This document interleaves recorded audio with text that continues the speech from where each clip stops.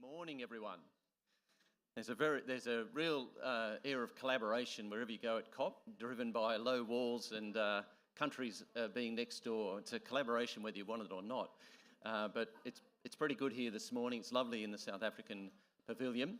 My name's Ross Hampton, and I'm the Executive Director of a new global forest sector association called the International Sustainable Forestry Coalition. It's got 13 countries covering, companies covering 30 countries looking at sustainable forestry. And we're all about the transition to a sustainable society. And I'm really deeply appreciative of Jane to invite me to moderate today, because the whole purpose of this global group is to try to answer some of these questions that we're going to be talking about on the panel this morning. And that is, how do you square the circle? How do you have all the things we want to solve our climate challenge? And how do you do it in a way that also makes sure we look after the things we need around the world? I mean, if you read any of the reports about what we need to do about climate change, they all talk about pivoting to the circular bioeconomy very, very quickly indeed. We're going to be building, construction is a third or more of global emissions, and we're going to be building a city the size of Paris every week until 2050 in floor area. Now, if that's all concrete and steel, well, everything that the minister's trying to do in the convening sessions is going to come to naught. Or take plastics. I mean, plastics, you know how big a blue whale is and how much that weighs. Just imagine all the blue whales in the ocean and all the other fish in the ocean put together. If you weighed that, the plastic in the ocean is going to outweigh the fish by 2050 if we don't turn that around. Again, we're going to need to fibre our world to do that. Or even textiles. I'm wearing my wood chip shoes. These are made from wood chips, these boots here today, because textiles are bigger in their climate impact than transport and aviation combined, about 10%. So what you hear over and over and over at COP is that we have to pivot to the circular bioeconomy, and obviously the circular part means we have to try to reuse every possible thing we can. So you'd hope that this lectern gets made in such a way that you can take it apart and reconstruct it for other forms. We're talking about doing high-rise buildings like that. You also have to cascade your uses so that you really get the very most from every part of the tree that's suitable for whatever the optimum value is. You have to recycle everything you possibly can. And the fourth thing you have to do, though, is you have to grow trees. And you have to grow trees for production as well as environmental outcomes. We're going to really get into that in just a moment. But we're going to talk quite a lot about production trees here today, and we're going to talk particularly about the planted, person-managed end of things. I'm the chair of the FAO's Advisory Council on Sustainable Forest-Based Industries. Jane's a member of it as well. I've been there for 10 years, and this is the challenge for us, to keep talking positively about what we can do as people around the world to grow more trees in ways that intersect really well with Indigenous people, give them their rights, opportunities, that intersect with nature really well, that intersect with biodiversity really well, because we get 50% now of our timber needs out of 6% of our forestry area globally. So we get 50% from 6%, and that's been a really big shift in the last 30 or 40 years. It used to be most of our forestry products came from natural forests, but as we've got more sophisticated globally, we've decided to shift really to most of our fibre and our wood needs coming from the planted forests or the plantation forests. And as I say, that's only 5 to 7%, depending on how you define it. So they're the sort of things we're going to grapple with today. We're going to look at a couple of different countries. We've got South Africa, of course, and we're going to look at New Zealand, possibly Brazil.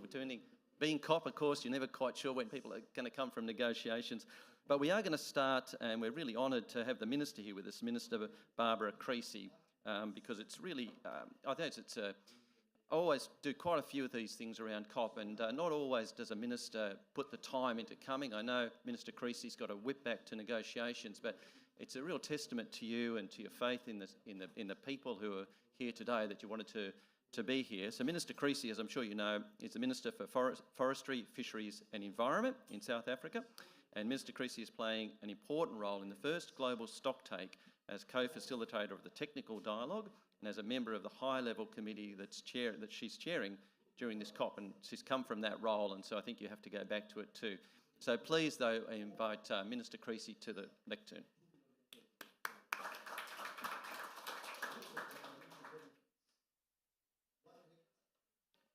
Thank you very much, and allow me to acknowledge my fellow panelists and all of you, ladies and gentlemen. Thank you for joining us here at the South African Pavilion this morning. I'm going to apologize up front because today I have to do the thing that I hate politicians doing, which is to speak and leave. And generally, I don't do that kind of thing, but today I have to, because as you've heard, we are locked in negotiations. And you know, the pairs are designed with a minister from a developed country and a minister from a developing country. And part of that is because you would understand that we have different needs and different responsibilities as developed and developing countries. So if I'm not there, then it's like I'm letting down the side of the developing countries. So I hope you'll understand if I run back. So I think that what I've been asked to do this morning is to frame our discussion in the context of the 3 Rio conventions. And you would know that there's a convention on climate change, which is what this particular event is all about. There's a convention on biodiversity, which adopted what's known as the Montreal Framework in December last year. And then there's a convention on desertification. And generally, it's the Convention on Climate Change that gets all of the sexy press, if I can put it that way. But it's important to understand what the 3 together require us to do, because it helps to illustrate the complexities for country parties and also for, particularly, I think, for business. So I always say that in a way, the Climate Change Convention is the easy one, because what we all understand is that we have to keep emissions well below 2 degrees, or we have to try and keep the 1.5 degree average global temperature target within reach. Not easy to do, but easy to understand. And I think relatively easy for business to sign up to, because there's one thing you've got to do, and that's reduce your carbon emissions. Of course, you've got to do it in all the scopes of your operation, which is not so easy. But the Montreal Protocol is complicated.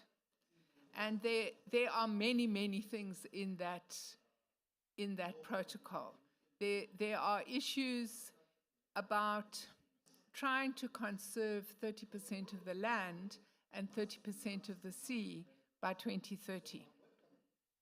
Now, that is very important, and it relates to the climate change objective, because what we understand is that reducing current emissions is one thing, but part of what we're dealing with is 200 years worth of emissions that are the result of the whole history of industrialization. And those emissions are not going anywhere. Those are the emissions that are creating the current temperature increase. And there's really only 2 solutions to those emissions. The one is what we call carbon sinks. So that is why the question of trying to preserve in its existing natural form 30%, the remaining 30% of the land that is not being utilized, or else to restore land to the equivalent of 30%. That is why it's important, because we need the carbon sinks to absorb all of this carbon, which is already heating up our atmosphere and causing extreme weather conditions. And of course, we know that the sea is a very important carbon sink, so we have to make sure that we are also conserving that potential. I heard a good stat on plastic the other day.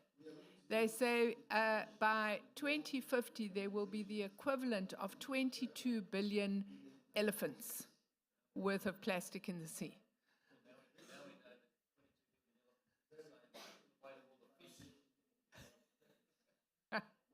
Yes, we can now do equations around plastic pollution. I'm sure it's going to be a matric exam question very soon. So the other way that we can remove carbon from the atmosphere is through carbon capture and sequestration. And I was actually having quite an interesting discussion with my Danish colleague, because the Danes and the Norwegians are currently experimenting with that technology, and they were telling me how expensive it is. So I think that carbon capture technology is recognized as an important add-on. It doesn't mean that we can now just carry on producing emissions willy-nilly, but it's an important technology because it tells us how we can remove, and that they were saying that all the economic modeling that's been done suggests that best case scenario is you could remove about 10% of the current carbon from the atmosphere. But, you know, we live in hope that maybe there'll be some kind of a technological breakthrough. And then, of course, the COP on desertification is very important, because what we understand is that with the global rise in temperatures and with the change in the weather patterns, the deserts are expanding, and that we've got to try and prevent the deserts from expanding, because that becomes a vicious cycle in itself. Now, when we came back from Kunming, we sat down in our department and we said, how are we going to domesticate this protocol? And you may have seen that earlier this year, we concluded what we call the white paper on biodiversity and conservation. And we are now in the process of implementing that white paper on biodiversity and conservation. And that white paper has got 4 goals. So the first goal is about enhanced conservation. So we want to do our bit to achieve the 30 by 30. We are currently expanding conservation on land by about 0.5% per annum. We're now at about 16.5%, 17% on land, but we're not as far as that on sea. Together with the Prince Edward Islands, we're at about 14.5% of our special economic zone, exclusive economic zone, is under some form of conservation in the sea. And so we think that we can't achieve these targets by 2030, but we think we could achieve it in the early 2040s.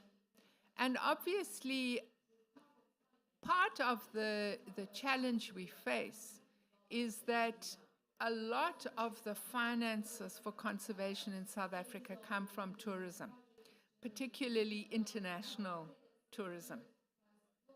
And with the COVID pandemic, domestic tourism has recovered, and we're doing well on domestic tourism in our national parks.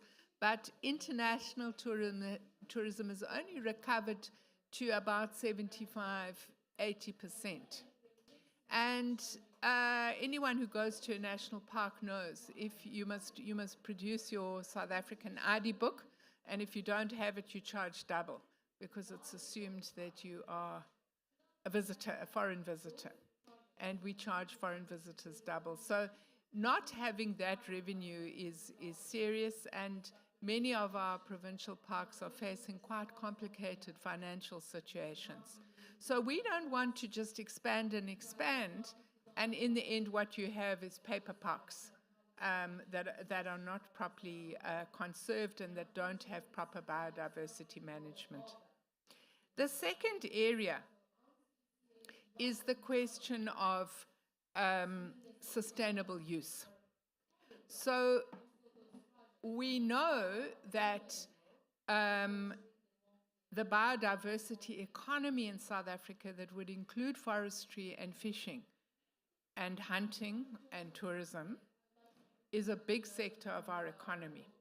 We're currently updating the figures, but in 2018, there were about 420,000 people employed in the biodiversity economy. In 2018, there were 450,000 employed in mining. So that gives you an idea that the biodiversity economy is almost, it was in 2018. We are doing the results, and there'll be a new survey issued next year that will tell us the size of the biodiversity economy.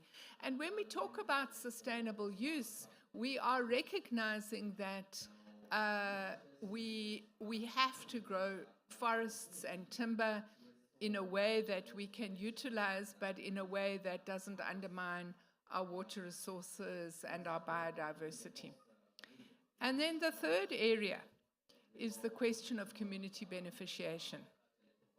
And I'm sure when Jane speaks, she's going to talk about our small growers program, because we think it's very important that all sectors of our economy. Let's invite the ambassador to come in and have a seat, ambassador. Yeah, and you can just put my papers here.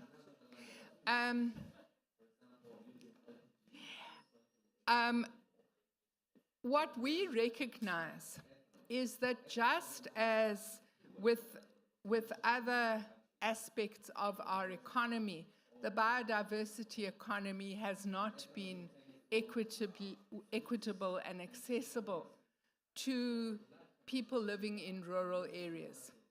And so you would find that in our country, many people would be working on private game farms, but few people would be owning private game farms. Many people would be working on timber plantations, but they wouldn't be owner-growers. In the fishing industry, many people work on fishing vessels, but they don't have they don't own the fishing rights. So this issue of creating access and benefit sharing is a very important issue. And that takes us to the last issue, which is I'm already hinting at it. It's the transformation issue in our country, so that the owners of the industry reflect the demographics of our society. And we've said that there's really two cross-cutting enablers. The first one is the question of trying to find the finances to make this transformation and this benefit sharing a reality.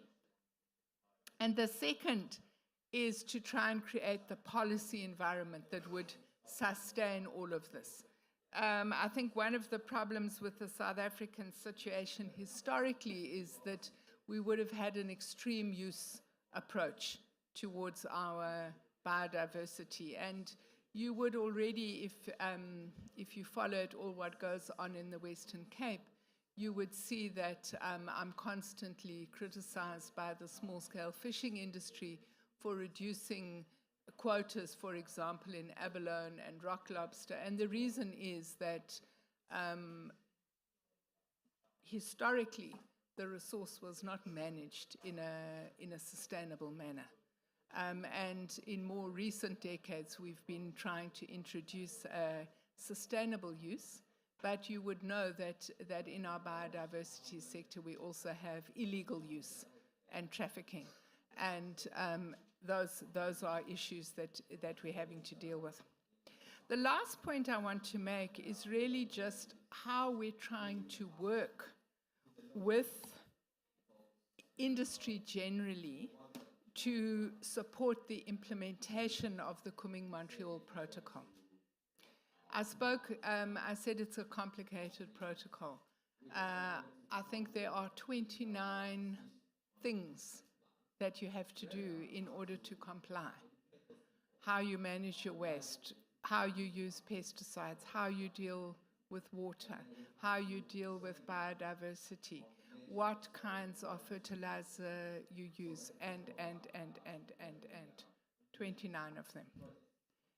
And when I went to a workshop that was convened by the department and EWT, and I was sitting listening to what was expected of industry. And I just said to myself, I can imagine that industry in the current South African context must just be saying, enough. So we have a partnership with EWT. We're working together with various university research institutes, and we're trying to sit down and say, how do you, I don't want to say eat the elephant because, this is a biodiversity session, but how do you try and work with the sector in a way that there can be packages of things that industry can do incrementally in order to comply with the framework, and that there can be pathways to achieving all of the indicators over a period of time. So that's work that we're doing, and obviously it's not going to be a one-size-fits-all. It's got to be tailor-made to different sectors. So that's really what we're working on, and I thought I should share that with you because I can see when I mentioned that there's 29 things you have to comply with, I could see some of you nodding your heads in that way. That tells me it's difficult. So let me pause there, and let me thank you very much for giving me this opportunity. Ambassador, I was saying before you came that I'm co-facilitating in the negotiations, and I'm going to upset you by leaving, but there's many more people who are going to be upset with me if I don't go back. So thank you very much.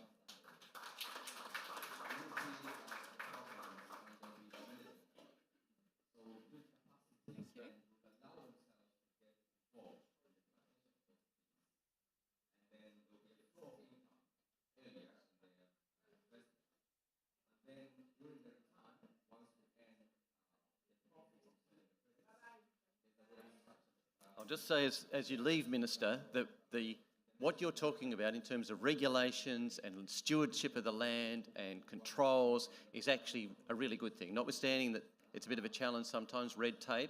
But the World Bank says we're going to need 4 times as much fibre and timber by 2050 as we've got now. And so we need places like South Africa and New Zealand and Brazil and Australia, places where there is good regulatory control to really help us with that. So while it's a bit tough for people, we're all strength to you. Thank you. So that was the Minister, and it was so good to have her here in the midst of all of the negotiations and so on. Let me, though, now turn us to the panel, and I held off on introducing our panel because being COP, we did already make an excuse for you, my friend, because COP is a difficult place to get around, and if you have back-to-back meetings, I actually took a film this morning of some people running to show my children when I get home. I said, this is what COP's like. There was a couple of people in suits running to obviously make their next appointment. But we're going to have a fascinating panel now to see if we can square this circle. I'm going to ask some hard questions about whether we can really have our cake and eat it too, if that's not just an Australian expression. Can we really meet all of these needs that our communities have and our society have, as well as grow sustainable production trees? And to help us out, we're going to hear from Jane Maloney in just a moment. She's the Executive Director, as I'm sure you know, of the Paper Manufacturers Association of South Africa. And Jane's going to talk about Beyond the Trees, how sustainable forestry and biodiversity stewardship can support South Africa's triple bottom line.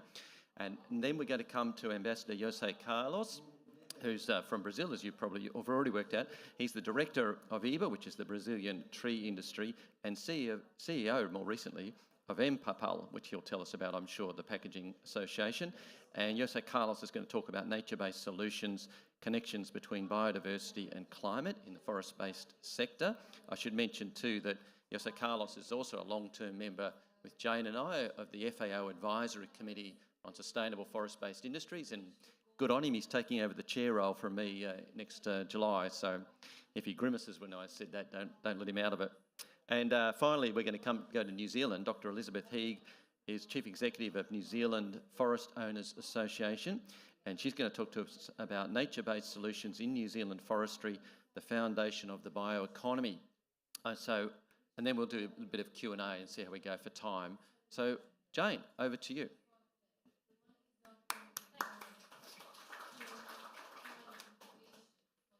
Thanks so much, Ross. You can absolutely see that I'm a paper person, lots and lots of notes, and I'll probably only use 3 points, but it's a little bit like my blanket, you know, to have paper with lots of notes on, even if I'm only going to make 3 points from it. So thanks so much for joining us. I assume, oh yeah, okay, it's great. My slide is up there. It's a very virulent green. When I looked at it on my screen, it wasn't quite so green, but that's great. So you heard the Minister talking about that nexus between the 3 COPs, and it's very important. She also talked about a carbon capture and storage mechanism. And I have to tell you that the best carbon capture and storage creation is a tree. Nothing beats it. Absolutely nothing beats it. That's not to say that trees should be planted just for that reason, or that they should be conserved in perpetuity and never ever managed sustainably. So, sorry, I think I'm back in Africa, I have a fly. In 2020, 137 out of 165 nationally determined contributions recognized that forests play an important role in mitigation of climate change. We heard about the Kunming-Montreal Global Biodiversity Framework, and we heard that we now have more targets.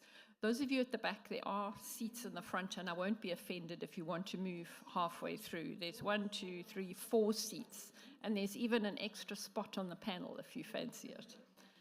Thanks, Quinton. Okay, now I've got to work out how to do this. Right. Planet, profit, and prosperity. We need a balance between these 3. So it's important to recognize the interdependency of biodiversity and climate change. And as the private sector, you would think, okay, she's going to talk about profit, profit, profit, but I'm not. Prosperity, people, and the planet are very, very important. For me, the first time, apart from the fact that I grew up on a tree farm, that I realized that the impact for climate change that trees could actually have for the world was when I was at the COP in Durban in 2011. And what was really exciting about that, they were talking about land use change, and forestry. We've moved on a long way since then, and we now have the recognition of carbon that is stored in harvested wood products. With any kind of measuring and reporting, what is most important is transparency. And that's why we worked very closely with our government, and in 2012 we paid them a visit and to discuss the potential for trees against climate change. Our initial thinking was particularly around small growers, and these small growers would be involved. Today we have about 20,000 small growers that are involved in growing forestry. I see I have some competition from behind me.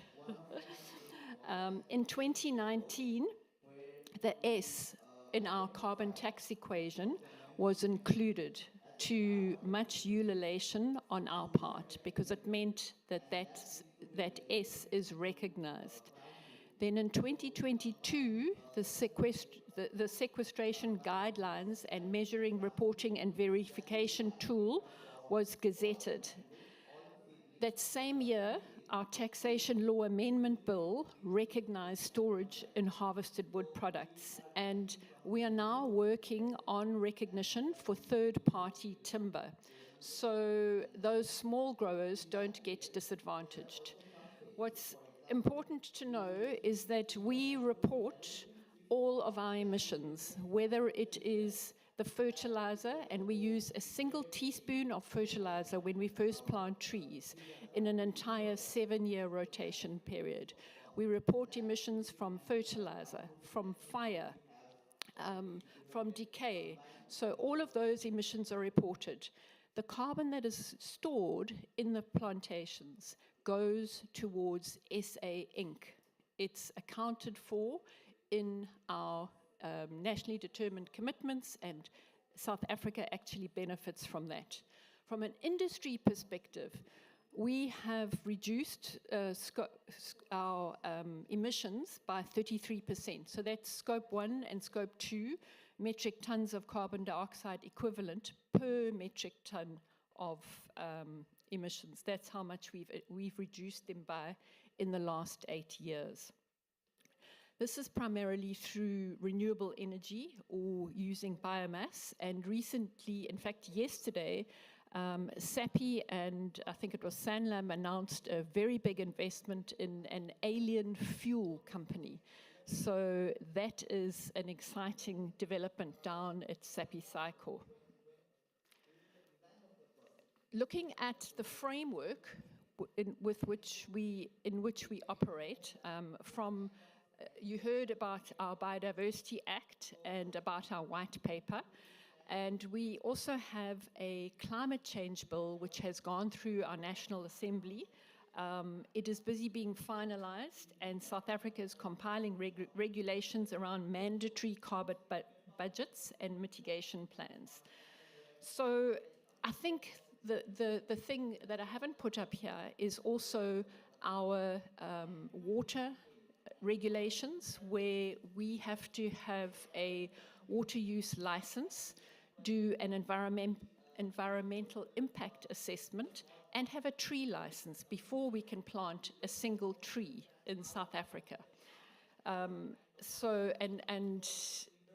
obviously the Department of Forestry, Fisheries and Environment is responsible for the environmental license.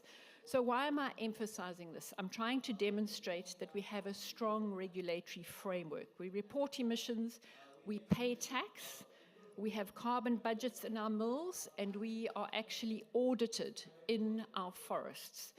So, and now you heard we have to align with biodiversity legislation. So it means that we have some interesting work ahead of us, and we're looking forward to collaborating through Business Unity South Africa, the NBI, and with DEFI on the work around measuring and reporting for biodiversity. Having looked at our regulatory framework, what does our land look like? We are incredibly blessed with biodiversity. Unbelievable richness. When you think of Africa and when you think of South Africa, you think of the big five, the little five, and the ugly five. The ugly five is something that Julia Donaldson wrote a story about, and it's the wildebeest, the hyena, and a couple of others. But obviously, I think it's marabou stork. But obviously, the kids love their. I won't get sidetracked. So you heard from the minister that she said 14 or 15%. That must be incorporating other protected areas, but I have it at 9.2% protected for biodiversity. We have a fantastic array of biomes, each with their own unique biodiversity richness, grassland, savanna, and the arid Nama Karoo. And although we are only 2% of the world's land surface area, we're home to 10% of the world's plant species, 7% of the slithery reptiles, bird and mammal species, and we harbor 15% of the world's marine species. So it is extremely important that we are good stewards of our environment. And that is why we closely monitor the biodiversity. For decades, we've worked together with scientists and conservationists to rehabilitate and conserve wetlands. We partner with a number of organizations. One of them is SANBI, the South African National Biodiversity Institute. And flora and fauna is monitored every 5 years, the wetlands every 4 years, river quality ongoing, and we have an annual assessment of alien plants. Can you believe there are 379 species of alien plants listed in South Africa? And no, there's not just eucalyptus. So eucalyptus is what we plant. All right, from a biodiversity perspective, we've had a number of case studies with huge success. Mondi's been working for 32 years with WWF. They have 15,000 hectares of wetlands that have been managed on their own land and on leased land. On the right-hand side, you can see Orobi, and the Orobi Working Group is sponsored by NCT. Orobi are very delicate, beautiful animals, but unfortunately they are endangered in South Africa. Initially, plantations were planted on grasslands, which is why it's so important that plantation owners are involved with the conservation of the grasslands and the rehabilitation of grasslands now. One of the fascinating things is, and I'll read a quote here, the perception of many lay birders is that plantations hold a low level of avian diversity. These are the words of Dr. Melissa Whitecross, BirdLife South Africa's Threatened Species Project Manager for raptors and large terrestrial birds. She says, it's a perception that could do with some rebranding. They conducted a census of plantation land in KwaZulu-Natal, and they recorded 257 bird species, including a number of real highlights. And the real highlight is the branded snake eagle in the middle. There are only 50 breeding pairs that are known, and they like plantations. The thunderbird, or the southern ground hornbill, is another bird where the mosaic nature of planted forests and the corridors are actually very good and suitable for these birds. And then the Hewitt's ghost frog. Apparently this tadpole, when it's a tadpole, it takes 2 years to develop. So the forestry sector has been very involved in doing research there. Moving on to water. It's essential, water is essential for life. And protecting our ecosystem infrastructure, our catchment management areas is very, very important part of what we do. So from a forestry plantation perspective, we regulate drainage, we minimize erosion, our construction roads prevent erosion and ensure that the runoff is not directed straight into rivers. And I've already mentioned that we only use 1 teaspoon of fertilizer. But here, it just gives you an idea. Eucalyptus timber plantations absorb more carbon dioxide for the water they use than any other crop. And this is a really good story for us from a climate change perspective. Also, the water that we use is all legally licensed. So we pay a stream flow reduction tax. Because, you'll probably hear from Dr. Elizabeth Heeg later about some other good aspects for water. South Africa, very important, our socio-economic impact. Forestry contributes 22% of jobs in agriculture, if you put us with agriculture. And apparently, if you include paper, and paper products, then you're looking at 65% of GDP. We contributed 45 billion to the economy. Our actual investment is a staggering 55 billion rand, very capital intensive. And we have a master plan which is planning to try and get more investment. So far, in 2020, it was 15.6 billion that was committed, and then 3.3 billion 2021, 4 billion in 2022, 3 billion 2023, and we've just have another 687 million to go. But the exciting bit is that bottom one, 654,000 people dependent on the forest and forest product sector. I'm nearly done. This is great. This is such a good story. Mbongeni Mgomezulu started growing trees in 1980. He's up there on the top left, when local people knew very little about forestry. And he began managing 3 hectares on behalf of the local chief. He established a timber transport business and assists other small growers with short haul to the Mfikai depot. So very, very important impact for the small growers. So 3,435 emerging growers here, supported by 93 local empowered forestry contractors. From a SAPI perspective, the total area managed today is over 37,000 hectares, and since 1995, a total of 4,900,000. Now I'm going to be like one of our previous presidents. Numbers are not my thing. Anyway, let's just say 4 million tons of timber to a value of 3.3 billion rand has been purchased from these small growers. And there's a further 871 small, medium, and micro enterprises that are involved in civiculture, harvesting, loading, short and long haul activities that actually support this program.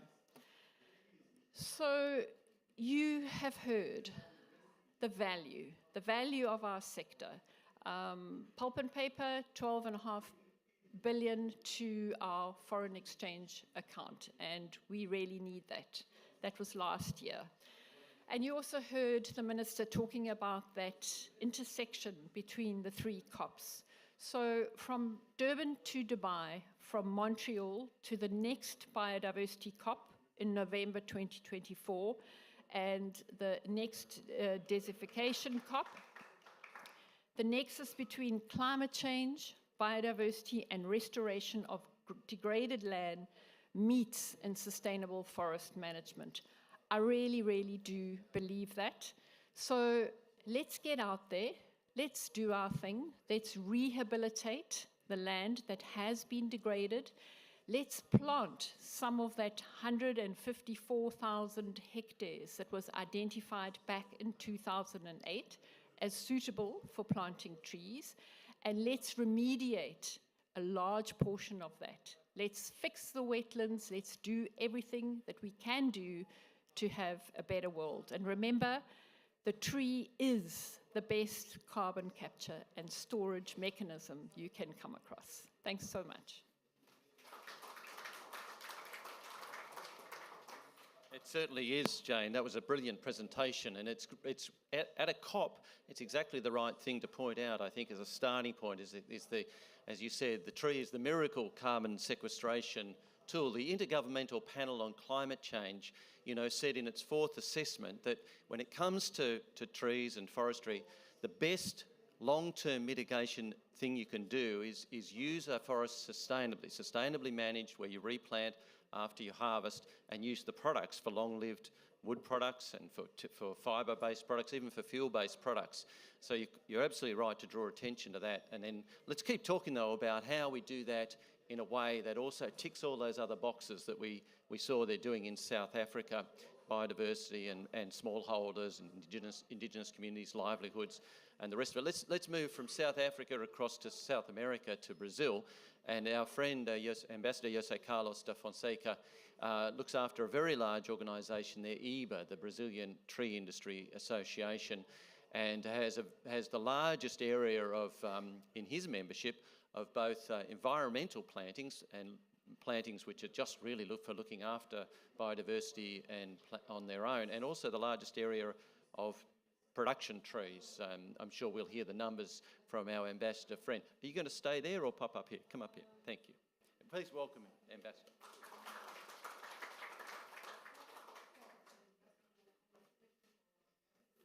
Good morning, everyone.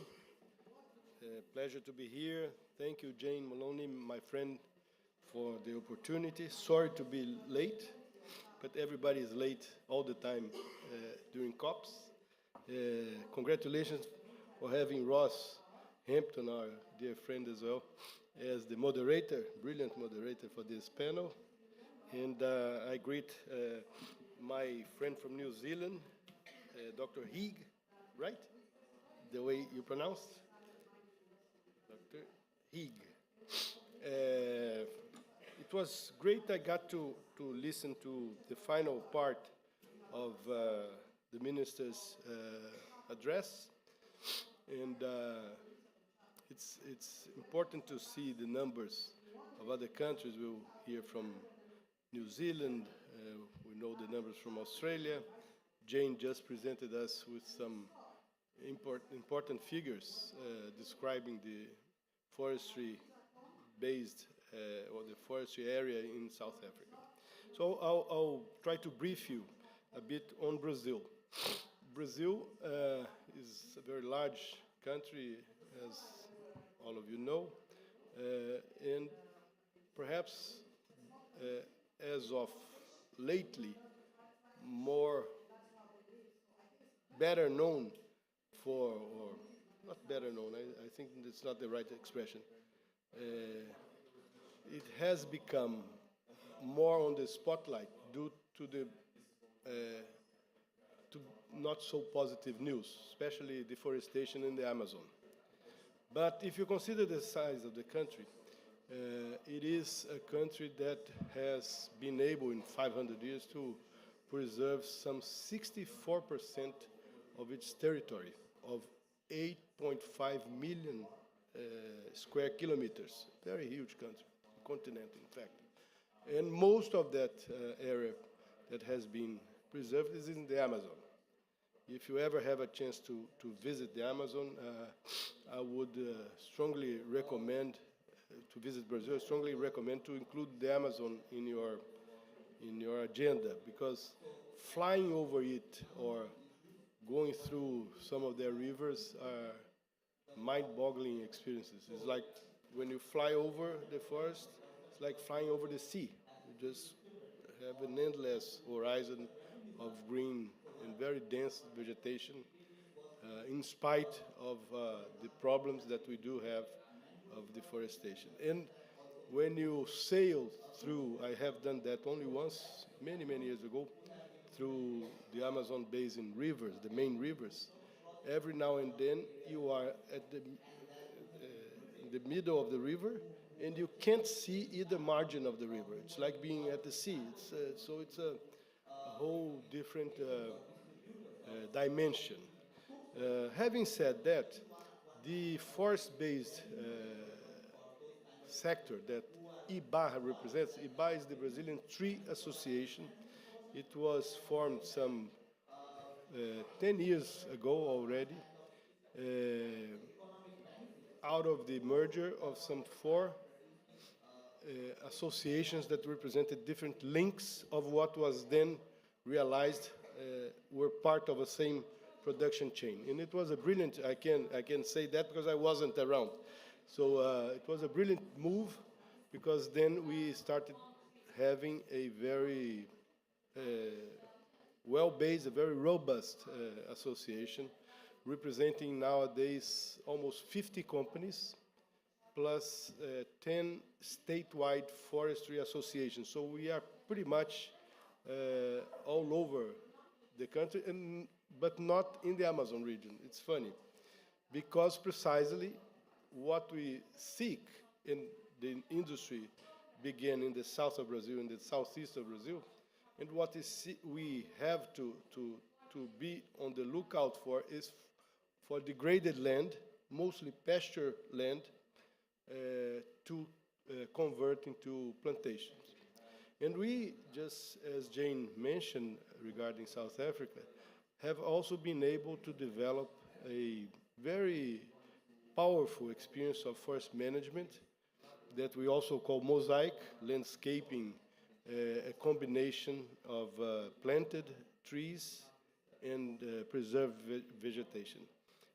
Just to give the numbers, we plant, harvest, and replant some 10 million hectares, and at the same time, our companies preserve 6.7 million hectares in a very interesting combination that makes us one of the champions of biodiversity, believe it or not, in Brazil. Even the NGOs that were at first, 30 years ago, 20 years ago, very critical of monoculture and green desert and water would be gone and so on, they have come to realize that a lot has been done in terms of evolving with that model. And IBA, for instance, now not only has its annual report, but we have our annual report on water usage, on biodiversity in the sector. Most of our major companies, they do have very strong program. I have a bit of a cold, I'm sorry. A very strong program of fauna spotting, and amazing in different biomes of Brazil. Some other numbers to illustrate the size of the sector in Brazil. We generate some 500,000 direct jobs, and all in all, some 2 million people depend on the forest-based industry. We have become, in several decades, the world, for instance, second largest pulp producer, but the largest pulp exporter, because Brazil is also a very huge market. We are the third largest paper producer. We don't export that much because we consume a lot of it.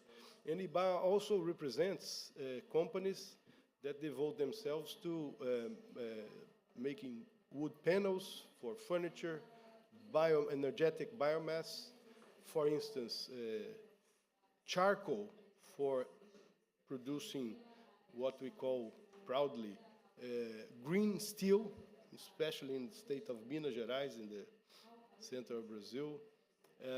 And we are very proud to see ourselves as producers of bio items. What we do is we supply the society with bioproducts. So we see ourselves clearly as a bioeconomy activity in large scale, and we have no doubt about that. And of course, many years ago, we pioneered in Brazil and all over, because it was the beginning of those systems of very stringent international certification schemes like FSC, PFC. Some of our companies have been certified for 25 years already. So, and we do have a very positive impact wherever we are. As Brazil and many other developing countries have a challenging of decentralizing development out of the urban centers and so on, our sector has managed to do that. We are present in over 1,500 municipalities throughout Brazil, and we keep tab very closely of the impact we make in the vicinity, in the region where we operate, both forest and industry. And it's amazing the upwards positive impact on social index for the population as compared to the vicinities. So it makes a sea change in my own home state, where Aracruz cellulose, very traditional company that's now part of Suzano, was established, I remember my teen years, seeing they started planting forests, eucalyptus, north of Espírito Santo state, on the southeast of Brazil. And then they had this, by then, very modern pulp production industry, plus a port. And it was a sleepy town, very backward, that now is 30 years down the road. It's a center for many activities, not only forestry and pulp, but to metal mechanics industry and logistics and this and that. So it makes a difference, a positive one, and we are very proud of that. We export some $14 billion, which is a huge contribution to our trade balance, and we keep growing. If you don't consider, for instance, oil and gas, perhaps sanitation, in Brazil nowadays, our investment portfolio on ongoing expansion or new plants amounts to some more than $10 billion until 2028 on new plants, state-of-the-art plants. And the interesting part is that more and more, besides saying, as I said, that we produce bio items, we see, and we even, perhaps exaggerating just a little bit, we say that we produce some 5,000 bio items. Because if you consider, in Brazil, some plants are now directly devoted only to this.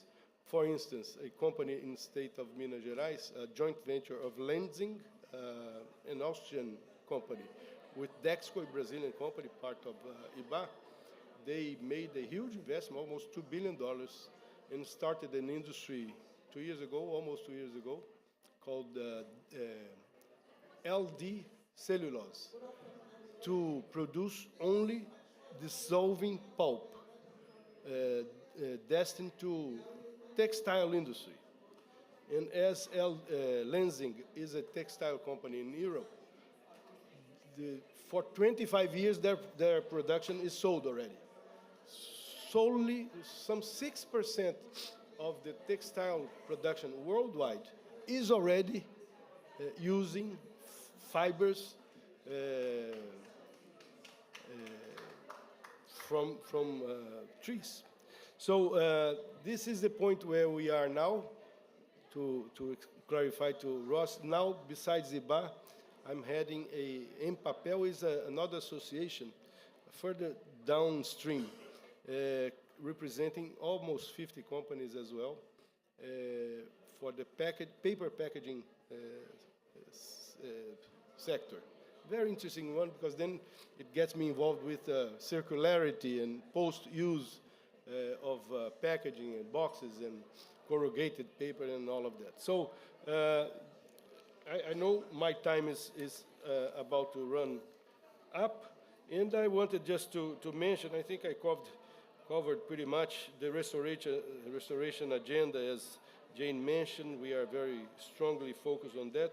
We have a very interesting experience, which we call integrated crop, livestock, and forest, by which we integrate those activities.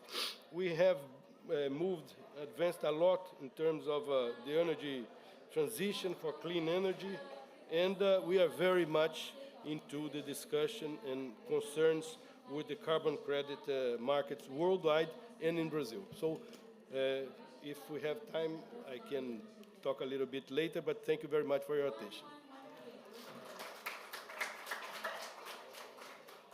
Thank you, Yoso.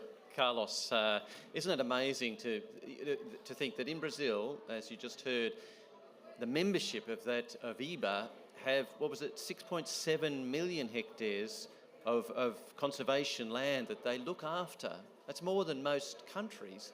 And I know Suzano, one of the great members there in South America, plants 1.2 million trees every day. 1.8 million trees every day? Yeah, so and looking after all the biodiversity in both those sectors. Without further ado, though, because we will run short of time, I'd love to introduce from New Zealand, Dr. Elizabeth Heeg, who's the Chief Executive Officer of the New Zealand Forest Owners Association. You're going to pop up here? Yep, terrific. As we say in New Zealand, kia ora koutou, tēnā koutou, tēnā koutou, tēnā koutou katoa. It's really lovely to be here today, and thank you, Jane, for the opportunity. And also just want to acknowledge the Minister and her opening address. And thank you, Ross, as well, for chairing, and Ambassador. I'm glad you were able to make it. So I will just whistle through my slides because I think the discussion is always a really good part of this. But I do want to talk a little bit about the New Zealand context. And I guess also just thinking more broadly about how carbon and valuing carbon can contribute to managing the wider forestry values. Ultimately, if you walk away from this and take nothing else away, what I would hope is that you understand how we need to value our forests more.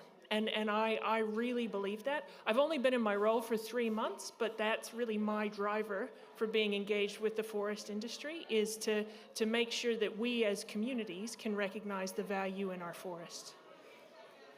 So I'm going to start off with a duck.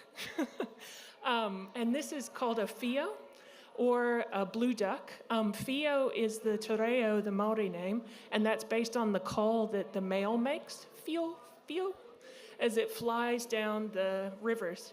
Now this duck is very particular, and for that reason, because the conditions haven't been great for it over the last several hundred years, it's also endangered. So there's only less than 3,000 whio left now.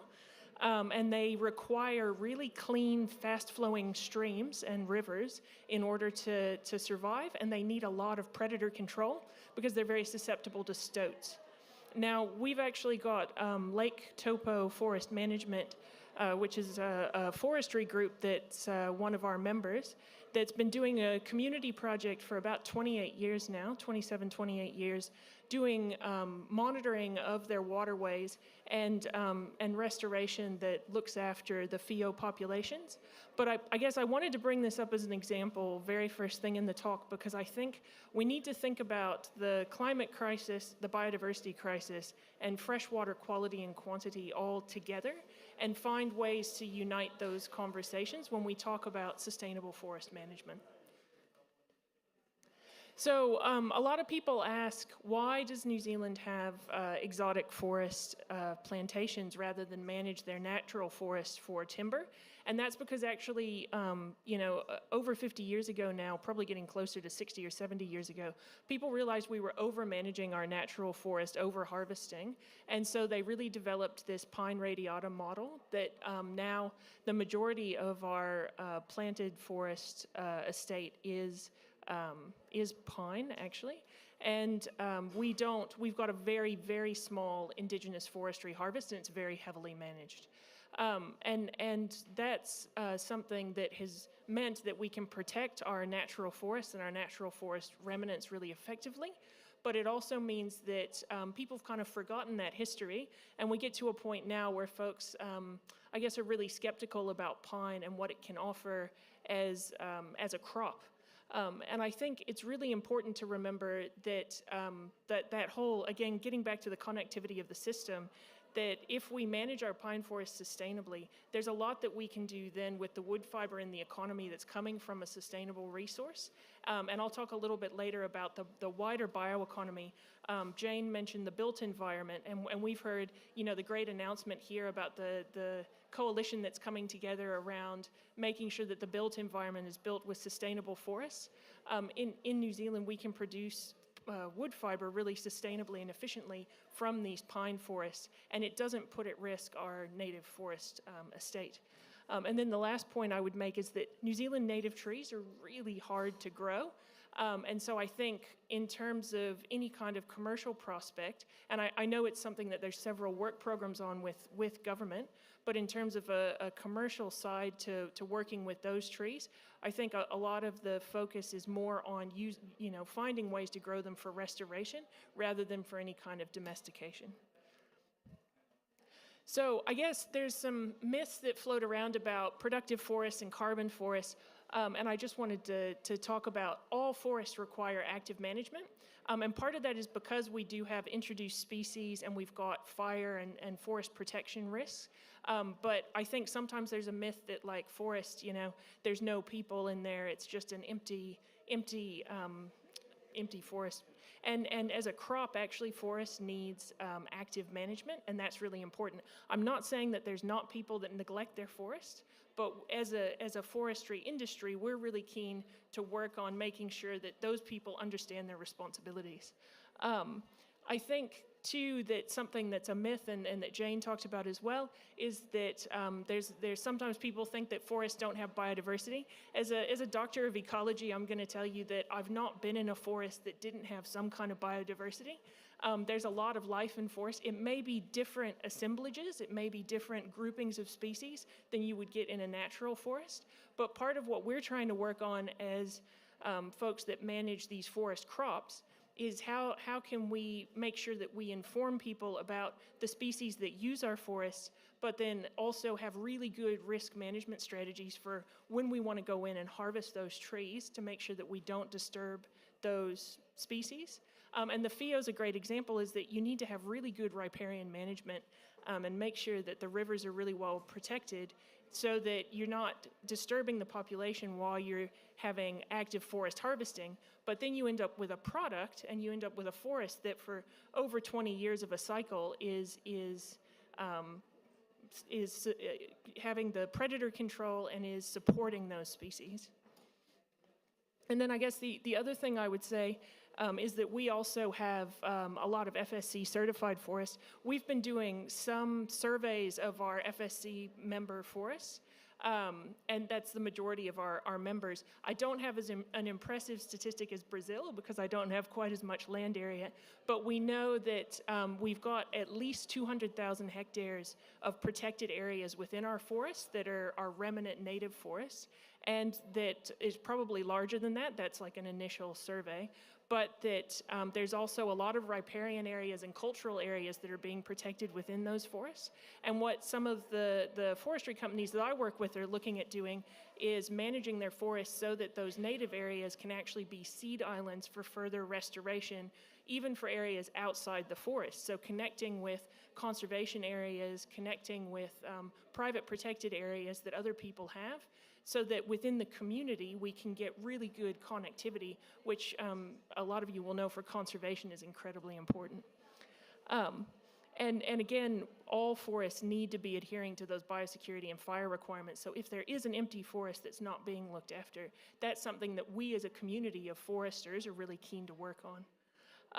I think too, though, and the bottom line here is that if you've got carbon value, and we've got an emissions trading scheme in New Zealand that's a voluntary system, we've actually not got a huge proportion of our forest estate that's entered in that system, but it's getting bigger and bigger all the time. There's a lot of questions right now.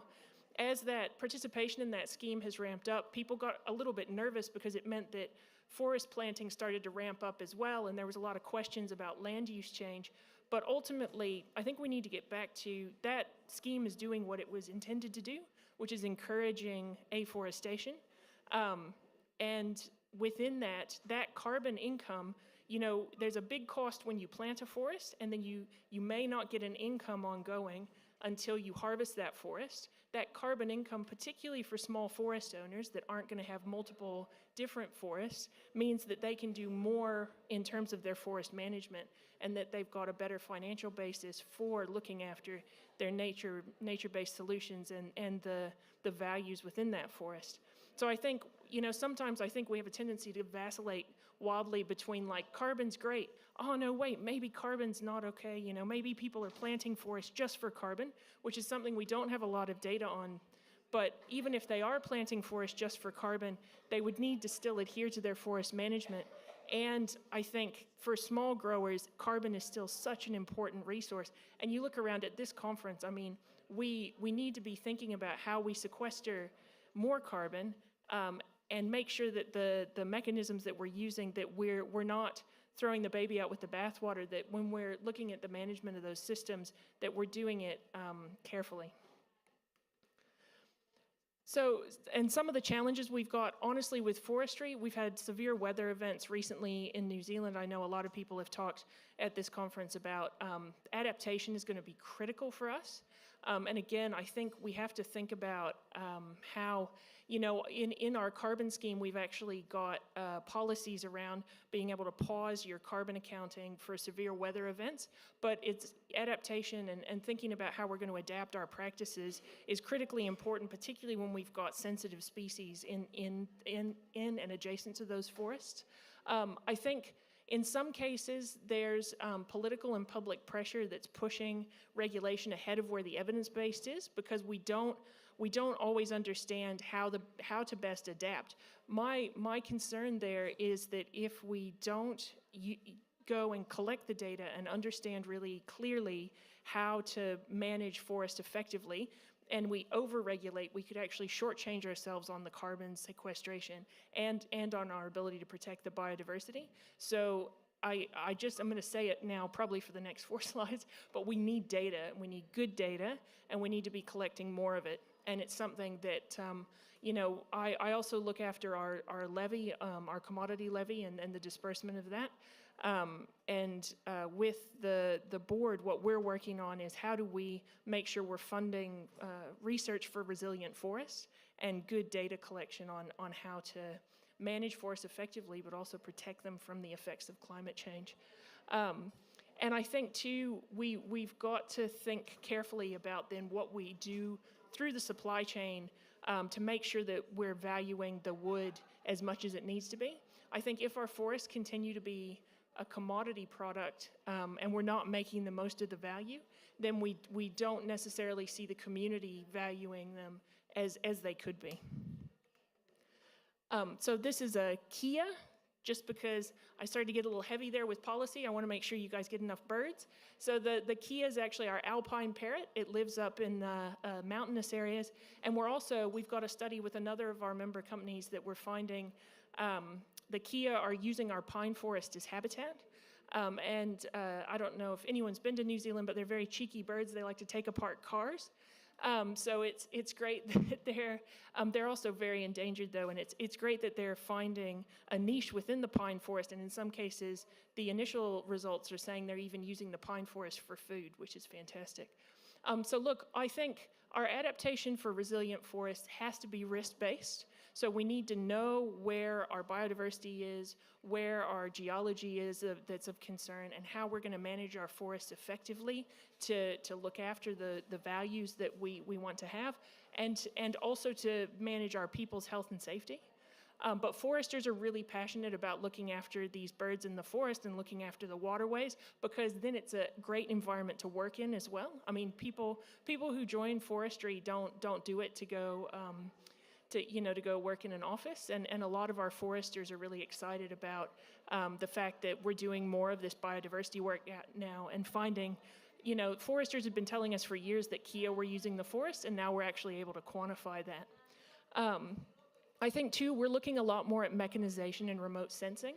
I think there's a lot of positive work that we could do around both for health and safety, but for risk management, for more broadly around getting people, you know, working in a way that manages the impact on the land. But also the remote sensing work is going to take us to the next level with data collection, and that's really exciting. And then I think too, we're looking at how we can diversify the forestry model, and I'll just skip to my next slide actually. So I've stolen this from David Hall, who's a policy researcher in New Zealand, but I borrowed it because David's very generous with his graphics. But basically, like right now in New Zealand, my little laser pointer's actually got tape over it, but in New Zealand, we tend to segregate our land use and think about things in silos. And one of the things I'm really excited about is the potential with looking at diverse forest models for being able to use more of what's in the middle here and think more about different models of harvesting in different risk environments, and that integration of agriculture and forestry, so the mosaic that Jose Carlos spoke of. I think, if we had this whole picture working effectively in the landscape, it would really help us with adaptation and our ability to meet the challenges that we have ahead of us. And just starting to wrap up, I mean, the circular and bioeconomy, one of the most important things we can do is add value to what we make out of the forest and not treat it like, there'll always be some commodity products that come out of a forest, but we could do a lot more to add value. Like Ross, I'm wearing my eucalypt shoes today. There's a lot of different products, anything that's made out of plastic today could be made out of wood tomorrow. And I think we need to keep driving to have more high-value uses for what we grow in our forests so that wood fiber is valued all the way through the value chain. And that, in turn, will create more high-wage, low-emissions jobs. So what do I think the forest in the future are going to look like? We're going to have integrated land use models. We're going to have a better understanding and management of forest values, including carbon, but also how that interacts with biodiversity and with fresh water. We're going to have people more connected to their forest, and we're going to have wood fiber as a key material in the bioeconomy. So I'll just end on, this is the Green School, which was our Timber Design Award winner for this year. It's in the shape of a kenna, which is a sea urchin.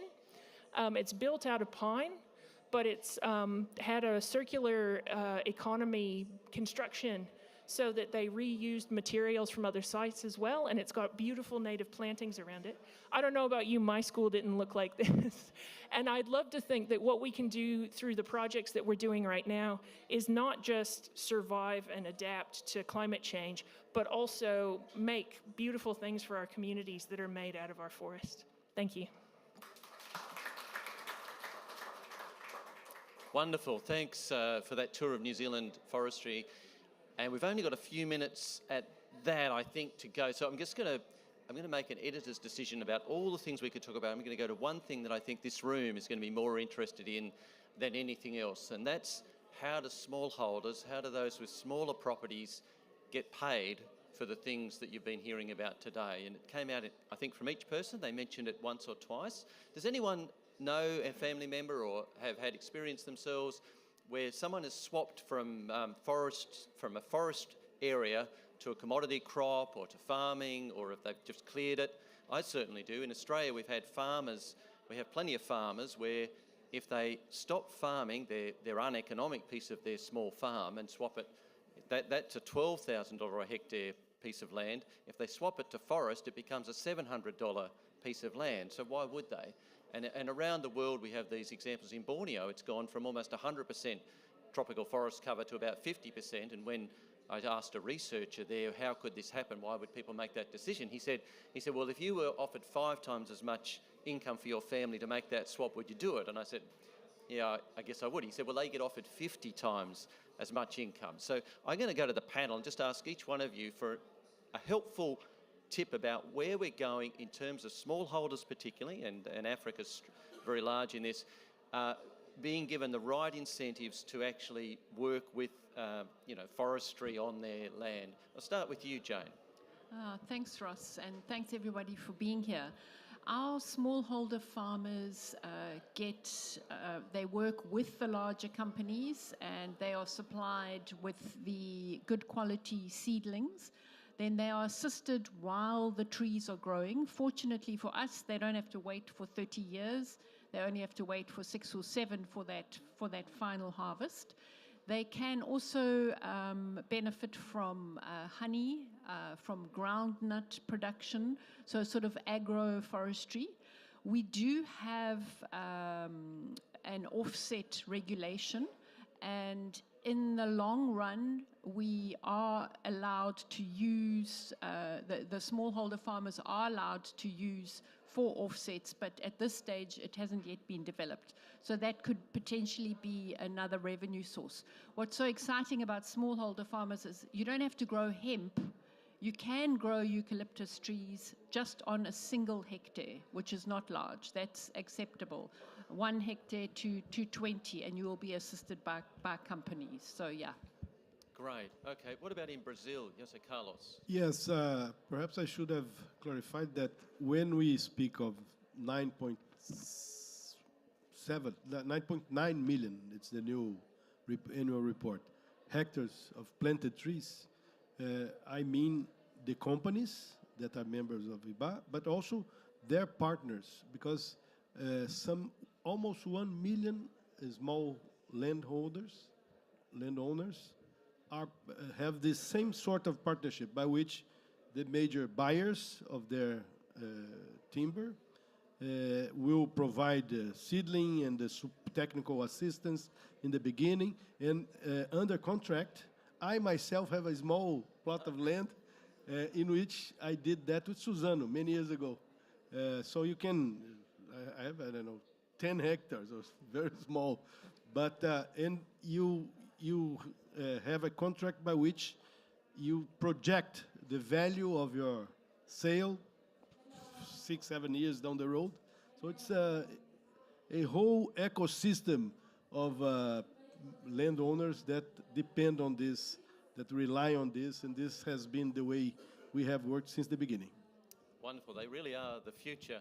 What's it like in New Zealand, Elizabeth? So we've got a really mixed forestry ownership model, and I thought this might come up, so I wrote down some statistics. So we've actually got an estimate of about 1,700 small to medium-sized forests, so that's between 40 hectares and but less than 1,000 hectares.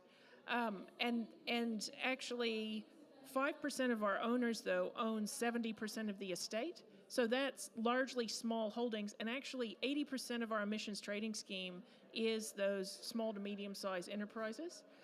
So it's really interesting in New Zealand that carbon has actually probably, to a large extent, been taken up by, and carbon valuation's been taken up by those foresters. I think one of the things, I work really closely with the New Zealand Farm Forestry Association, which is, and we've got members that are within that that kind of overlap as well. And when we work together on some of the questions around how we can support our small to medium-sized growers better, a lot of it is helping them with some of the nature-based solutions aspects, you know, their freshwater requirements. I think it's really tricky when you don't necessarily have multiple different forests to manage across. And we're all working together right now on how do we share information, you know, how do we work with the government on supporting. There's been government grant systems in the past, but I'm not sure how much that's going to continue. We've just had a change of government. And so I think what we're thinking about as the wider forest industry is how do we support and make sure, because that's the overlap with our farming industry as well.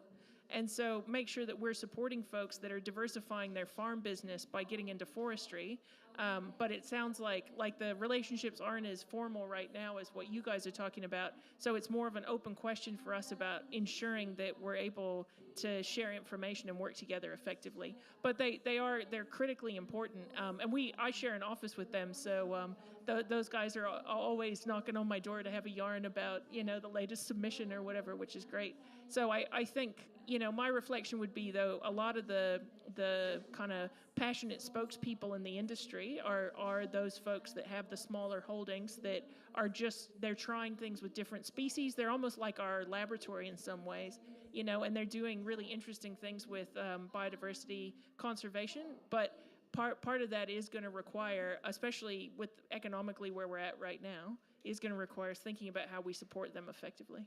Yeah, and so just to wrap up, as we do have to conclude, we're 100% with all three of you in terms of the global work. We really do need to layer into the system for smallholders or small farmers around the world multiple payments.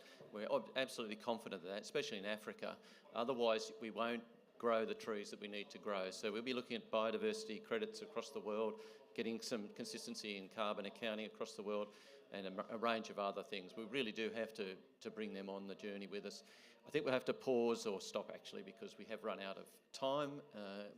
These things do... Well, I'm the moderator, but Jane's the organiser. What do you reckon? Can we keep going? Jane? We are...